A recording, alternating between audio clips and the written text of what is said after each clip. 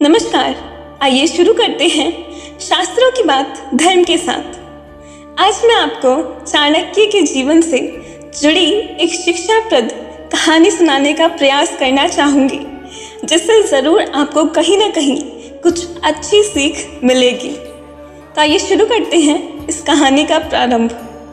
चाणक्य अपमान भुला नहीं पा रहे थे।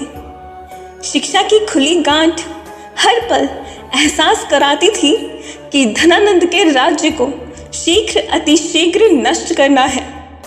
चंद्रगुप्त के रूप में एक ऐसा होनहार शिष्य उन्हें मिला था, जिसको उन्होंने बचपन से ही मनोयोग पूर्वक तैयार किया था। अगर चाणक्य प्रकांड विद्वान थे, तो चंद्रगुप्त भी असाधारण और अद्भुत शिष्य था। चाणक्य बदले की आंख से इतना भर चुके थे कि उनका विवेक भी कई बार ठीक से काम नहीं करता था।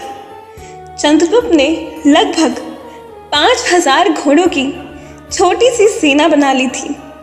सेना लेकर उन्होंने एक दिन भोर के समय ही मगध की राजधानी पाटलिपुत्र पर आक्रमण कर दिया। चाणक्य धनानंद की सेना और किलेबंदी का ठीक से आकलन नहीं कर पाए और दोपहर से पहले ही धनानंद की सेना ने चंद्रगुप्त और उसके सहयोगी को बुरी तरह मारा और खदेड़ भगाया। चंद्रगुप्त बड़ी मुश्किल से जान बचाने में सफल हुए। चाणक्य भी एक घर में आकर छुप गए। वह रसोई के साथ ही कुछ मन अनाज रखने के लिए बने मिट्टी के निर्माण के पीछे छुपकर खड़े थे। पास ही चौके में एक दादी अपने पोते को खाना खिला रही थी। दादी ने उस रोज खिचड़ी बनाई थी। खिचड़ी गरम गरम थी। दादी ने खिचड़ी के बीच में छेद करके गरम गरम घी भी डाल दिया था और घड़े से पानी भरने गई थी।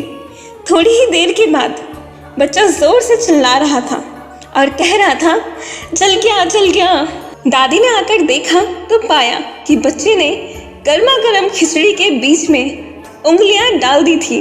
दादी बोली, तू चाणक्य की तरह मूर्ख है।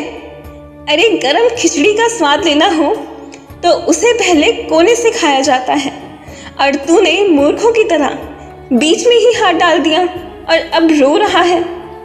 चाणक्य बाहर निकल आए, बुढ़िया के पांव छुए और बोले, आप सही कहती हैं कि मैं मूर्ख ही था, तभी राज्य की राजधानी पर आक्रमण कर दिया और आज हम सबको जान के लाले पड़े हुए हैं।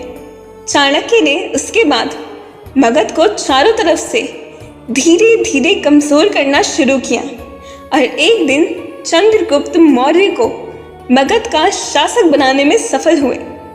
आज की कहानी से आशा करती हूँ कि आपको कोई ना कोई शिक्षा ज़रूर मिली होगी, परंतु मैं बताना चाहूँगी कि मेरे अनुसार इस कहानी ने मुझे क्या शिक्षा दी। चाहे कोई शत्रु हो या हमारी खुद की कमजोरी, हम उसे एक बार में खत्म नहीं कर सकते, तो हमें धीरे धीरे लगातार प्रयास करने चाहिए ताकि हम अपनी कमजोरियों को खत्म कर सकें और साथ ही अगर जो कोई शत्रु है तो उसका भी नाश कर सकें। आशा करती हूँ कि आपको आज की कहानी काफ़ी अच्छी लगी होगी। तो मिलते हैं अगली वीडियो में। तब तक के लिए खुश रहिए, ध्यान रखिए, स्वस्थ रहिए। नमस्कार।